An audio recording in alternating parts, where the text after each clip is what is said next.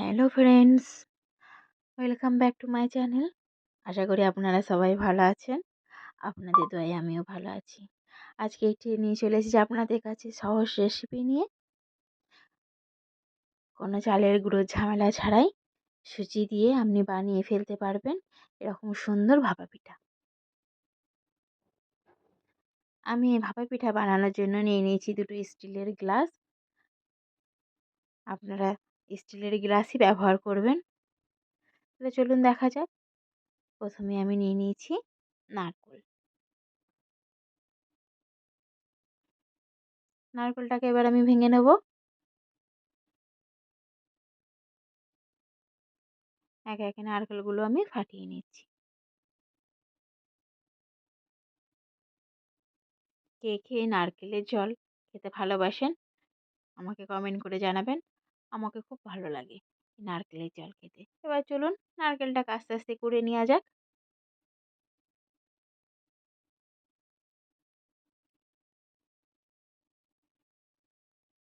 আমি এরকম একটা কুড়নির সাহায্যে আমি নারকেলটিকে আস্তে আস্তে কুড়ে নেব।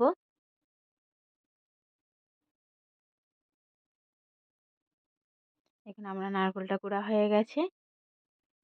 এবার আমার যাওয়া যাক ব্যাটারটা তৈরি করতে। চলুন তাহলে ব্যাটারটা এবার তৈরি করে নিই। প্রথমে একটি বোল নিয়ে নিয়েছি। বোলেতে আমি নিয়ে নিয়েছি 2 চামচ টক দই। আপনারা এখানে মিষ্টি দইও ব্যবহার করতে পারেন। আমি এখানে টক দই নিয়েছি। আর নিয়ে নিয়েছি 2 চামচ চিনি। চিনি আর দইটা ভালোভাবে মাখিয়ে নেব।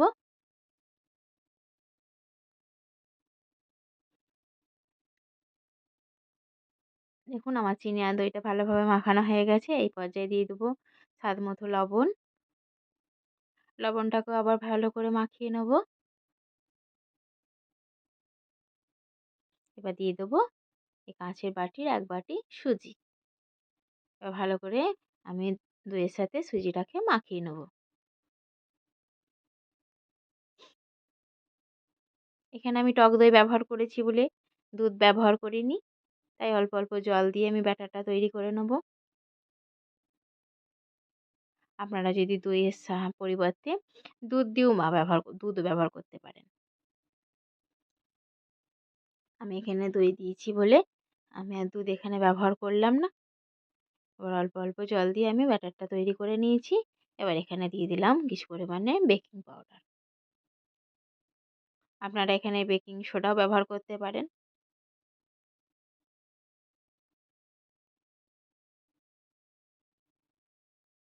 এখানে ভালোভাবে মাখানো হয়ে গেছে। আমি এটা রেস্টের জন্য রেখে দেবো 15 থেকে 20 মিনিট। চলুন ততক্ষণ আমরা উনুনের কাছে চলে যাই। উনুনে প্রথমে আমি নিয়ে নিয়েছি একটি কড়াই। কড়াইয়ের মধ্যে দিয়ে দেবো 1 বাটি নারকেল গুঁড়ো। আর দিয়ে দেবো কিছুটা খেজুরের গুড়।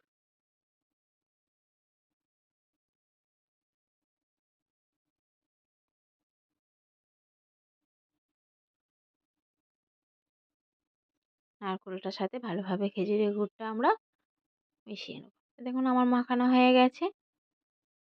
এ পর্যায়ে আমি নামিয়ে নেব।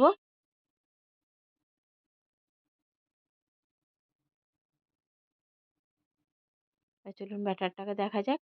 15 থেকে 20 মিনিট পর দেখি ব্যাটারটা কেমন হয়েছে। দেখুন সুজিটা সমস্ত জল টেনে নিয়েছে। এখানে সেই কাপে যে জলটুকুনি ছিল আবার অল্প অল্প করে এখানে দিয়ে দিই। বেশি লাগবে না, আর অল্প পরিমাণ দিলেই হবে।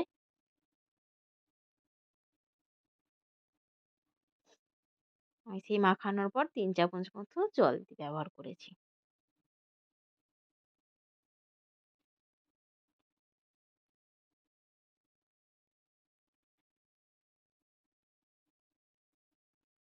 রাখা যাক। এবার স্টিলের গ্লাসে তেল নিয়ে ভালোভাবে মাখিয়ে নিলাম, যাতে আমাকে বার করতে সুবিধা হয়।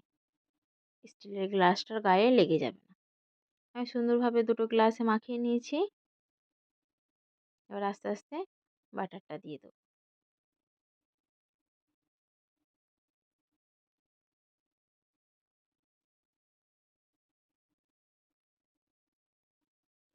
দুটো গ্লাসে বাটার ঢালা হয়ে গেছে। এবার নারকেলের পুরটা মিডল বরাবর রেখে দেবো।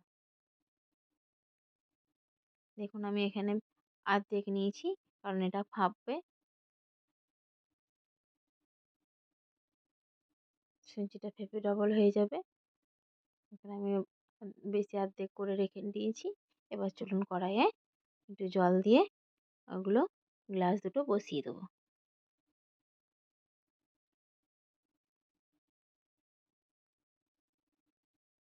আমার জল গরম হয়ে গেছে, এবার গ্লাস দুটো বসিয়ে দেবো।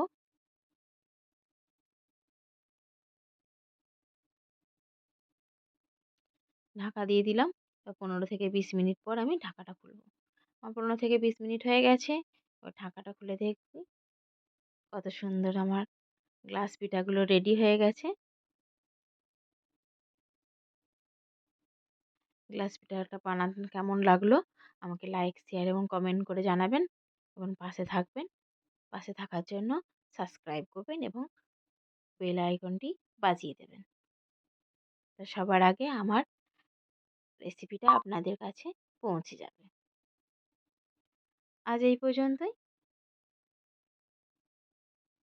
আপনারা সবাই ভালো থাকবেন।